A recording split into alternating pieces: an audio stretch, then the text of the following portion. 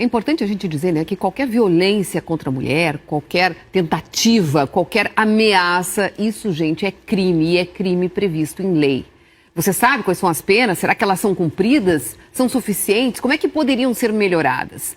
É sobre isso e outras coisas que nós queremos falar agora com a Rafaela Caporal, que é coordenadora da área de enfrentamento às violências da Temis, uma organização de mulheres para dar apoio jurídico a mulheres que enfrentam violência, discriminação, enfim. Rafaela, muito obrigada por ter vindo aqui ao Jornal do Almoço. Nós temos tratado demais desse assunto de feminicídios, de violência contra a mulher. A gente sabe que quando um homem realmente comete um crime desse, ele acaba sendo preso, mas essas prisões parece que não estão sendo suficientes para deixar as pessoas com medo e evitarem desses crimes, né? É sempre muito complexo quando a gente está falando de violência, porque são muitos fatores, né? Em pensar só nessa questão do caminho, né, das prisões ou das penas, acho que me parece uma alternativa que a gente vê que é insuficiente. Claro que isso precisa acontecer, a gente não pode tolerar o descumprimento de medidas protetivas, porque isso coloca em risco a vida das mulheres, mas é preciso que a gente possa investir em políticas públicas e em orçamento para pensar um apoio mais integral a essa mulher, para que de fato ela fique longe do ciclo da violência. Quando a gente fala em apoio, né, a gente mostrou aqui diversas vezes ao longo do ano passado que a mulher que ela se sente ameaçada, ela vai, faz a denúncia, muitas vezes consegue a medida protetiva, mas ali existe uma relação e às vezes existe uma reconciliação, um retorno, porque tem uma dependência financeira, porque tem uma dependência emocional.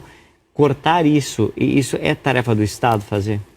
Acho que é uma tarefa de comprometimento, né, do Estado, pensar o poder público em ambas as esferas, não só na esfera estadual, mas na esfera municipal também, né, na esfera federal, ser uma articulação integrada entre os poderes para pensar um caminho de garantir que essa mulher se recoloque no mercado de trabalho, para garantir que essa mulher retome a sua autonomia financeira e então não precise acabar recorrendo, né, ao ex-companheiro. A gente sabe que muitas questões da violência doméstica se desdobram no âmbito do direito de família, porque tem as questões, né, dos filhos comuns, tem a questão da pensão alimentícia, né? Então é preciso que a gente tenha também uma maior implementação da Lei Maria da Penha. Acho que esse ano a gente completa, né, 20 anos da criação da Lei Maria da Penha, que é uma legislação que não prevê só as medidas protetivas, né? Tem entre elas as medidas protetivas que são para proteger a mulher quando tem um maior risco, mas a legislação fala em campanhas educativas, em grade curricular escolar,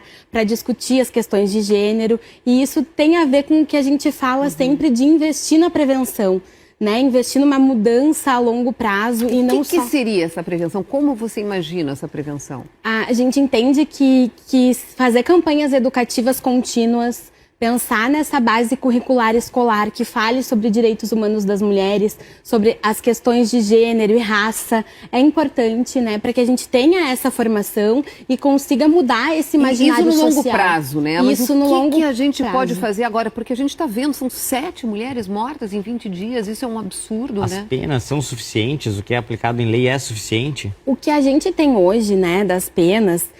e a gente vem nos últimos anos investindo muito nessa questão de um aumento de pena. Até em 2024, né, o feminicídio passou a ser um crime autônomo, né, não mais uma qualificadora de homicídio, teve um aumento de pena. E a gente tem aí nesses últimos 2 anos ainda assim um aumento da violência, o que nos mostra que não tem uma relação entre o aumento de pena e a diminuição da violência. O homem não tem medo de ser preso, o homem que comete esse tipo de crime. Até porque muitas vezes ele comete... Exatamente, muitas vezes eles tiram a vida. Quer dizer, ele está ali... disposto a qualquer coisa, né? Acho que é pensar também em como a gente insere esse homem em contexto também de uma reeducação, né? A gente tem alguns projetos que investem na mudança dessa perspectiva, da visão e do olhar do homem se reeducar, entender que ele é um agente da violência e que ele precisa também transformar essa sua conduta. E ele não poderia ter um acompanhamento, assim, até mesmo de saúde mental, na hora em que ele recebe uma medida protetiva, um acompanhamento que alguém consiga ver se esse homem não é um psicopata, se esse homem realmente não pode, se ele pode estar solto efetivamente, assim, né? Acho que tem algumas experiências, como aqui no Juizado de Porto Alegre, do Projeto Borboleta, né, que faz essa reeducação com os homens, isso é muito importante.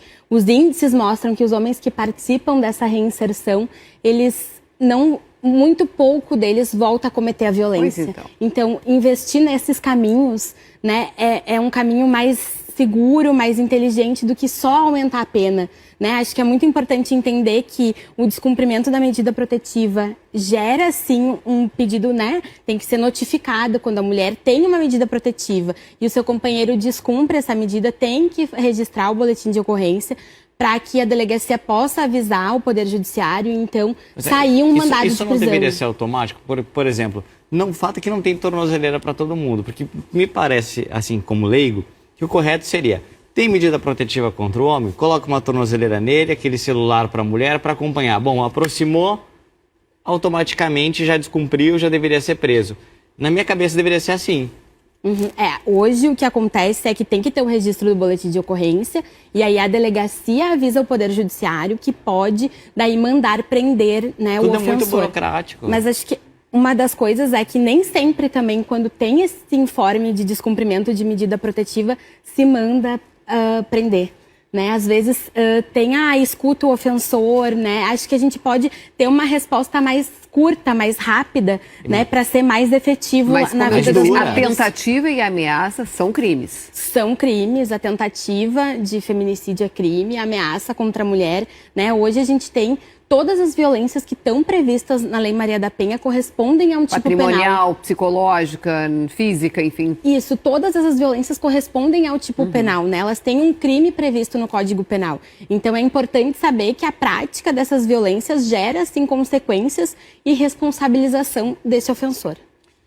Muito obrigado, Rafaela, por vir aqui conversar com a gente. É um assunto que certamente rende muito. A gente fica até nervoso falando sobre isso, querendo ter uma solução rápida, porque que não pode continuar, né? Que tantos casos, todos os dias a gente chega aqui para anunciar isso.